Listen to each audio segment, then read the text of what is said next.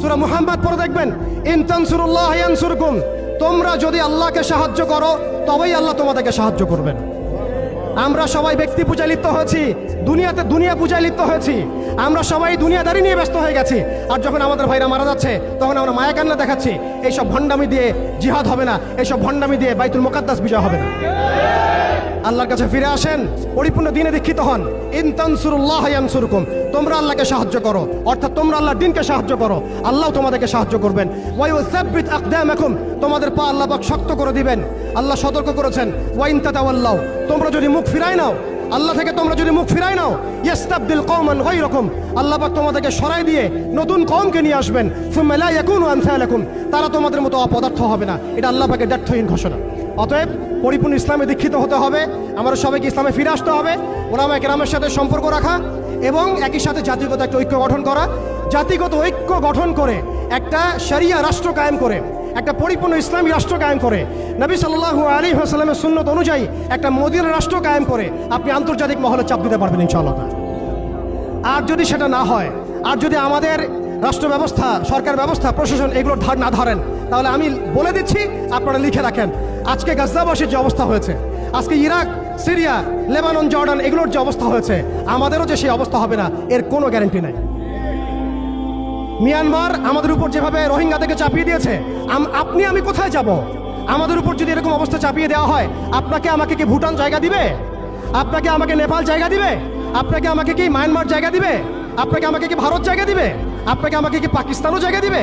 অতএব আমাদের এই জমিনে, আমাদের এই সংগ্রাম, আমাদের এই জিহাদ আমাদেরকেই করতে হবে, আমাদের ইসলাহ আমাদেরকেই করতে হবে, আমাদের ভবিষ্যৎ আমাদেরকেই করতে হবে। আল্লাহ পাক বোঝার তৌফিক দান করেন। বাংলাদেশের এই অবস্থায় এখন একটা ইসলামী রাষ্ট্র গঠনের কোনো বিকল্প নাই। আপনি আমি চাইলে লক্ষ কোটি মুসলমানকে সেখানে চাপ প্রয়োগ করে পাঠাতে পারতাম যদি আমাদের ইসলামী রাষ্ট্র থাকতো। আমাদের যদি একটা ইসলামী রাষ্ট্র থাকতো, তাহলে ওরা যেভাবে ইউনাইটেড নেশনস গঠন করেছে, এইভাবে আমরাও ইউনাইটেড মুসলিম নেশন গঠন করতে পারতাম। আমরা সেটা পারছি না। তারা যেভাবে ইউনাইটেড নেশনস গঠন করে সারা বিশ্বে মুসলিমদেরকে চাপ দিচ্ছে, ট্রাম্প কি বলছে আপনারা সবাই দেখছেন, মিডিয়া ভাই সবাই আছেন, স্পষ্ট ঘোষণা দিচ্ছে ওরা এখান থেকে বের হয়ে যাক, আমরা সেখানে বসতি স্থাপন করব। এটা কি মগের মূল্য? ওরা কেন সেখান থেকে বের হয়ে যাবে? এই গাজাবাসীরাই এই পৃথিবীর সবচেয়ে স্বাধীন মানুষ। তারা মৃত হয়েও তারা জীবিত, তারা সেখানে বোমের খোরাক হয়েও তারা সেখানে সম্মানিত। ইতিহাস তাদেরকে সম্মানের সাথে স্মরণ রাখবে ইনশাআল্লাহ, এবং জান্নাত এইসব শহীদ ভাইদেরকে দিয়ে ভরে যাবে ইনশাআল্লাহ। হতভাগত আমরা দাসত্বের মধ্যে পড়েছি, মুনাফিকের মধ্যে পড়েছি, আমরা কিছু করতে পারছি না। দুঃখ তো আমাদের, দুর্দশা আমাদের। আমরা কালকে আমাদের মাঠে আল্লাহর সামনে কি জবাব দিব এর ঠিক ঠিকানা আমাদের নাই। এই জন্য আমি শুরুতে বলেছিলাম, ক্ষতির মধ্যে আমরা আছি, তারা নাই। আমরা যে পরিমাণ ক্ষতির মধ্যে আছি সেই পরিমাণ ক্ষতিতে তারা নাই। তারা হাসতে হাসতে জান্নাতে চলে যাচ্ছে ইনশাআল্লাহ, এবং এরপরে তাদের বিজয় আসবে ইনশাআল্লাহ আযজা ওয়া জাল। অতএব একটা ইসলামিক রাষ্ট্রের দিকে আমাদেরকে যেতে হবে, ইউনাইটেড মুসলিম নেশন গঠন করতে হবে।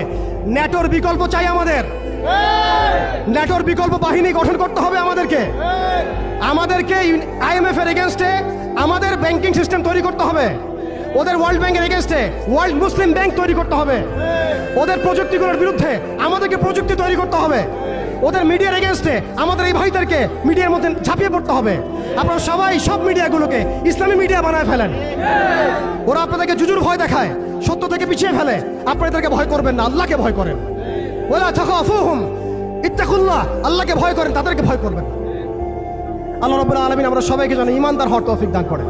এইভাবে যখন আমরা একটা ঐক্যবদ্ধ শক্তি হতে পারবো ইনশাআল্লাহ, দেখবেন আজ হোক আর কার হোক, আমরা সেই মোবারক জাইশে অবশ্যই যোগ দিব, যেই জাইশ ইনশাআল্লাহ বাইতুল মুকাদ্দাসকে মুক্ত করবে, স্বাধীন করবে, বিজয় ছিনিয়ে আনবে ইনশাআল্লাহ।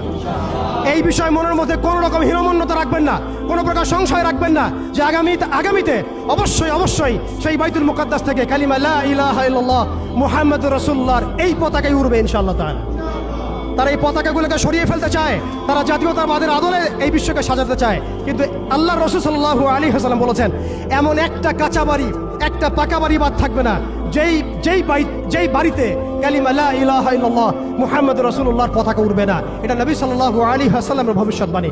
আল্লাহ পাক আমাদের সবাইকে সেই মকবুল কাফেলায় শরীক হওয়ার তৌফিক দান করেন, আমাদেরকে আল্লাহ পাক ইসলাহ দান করেন, আমাদেরকে আল্লাহ পাক সেই হারানোর সম্মান আবার ফিরায় দেন, আমাদের সবাইকে আল্লাহ পাক আবারও সেই ঈমানদীপ্ত প্রজন্ম তৈরি করার তৌফিক দান করেন। আল্লাহ পাক আমাদের সরকারকে শক্তিশালী করেন, একটা ইসলামী রাষ্ট্র গঠন করার তৌফিক দান করেন। আল্লাহ পাক আমাদের সবাইকে প্রযুক্তিগত উন্নয়ন দান করেন, অর্থনৈতিক উন্নয়ন দান করেন, মিডিয়ার উন্নয়ন দান করেন, আল্লাহ পাক আমাদেরকে স্বতন্ত্র ব্যাংকিং সিস্টেম দান করেন, স্বতন্ত্র সামরিক বাহিনী গঠন করার তৌফিক দান করেন।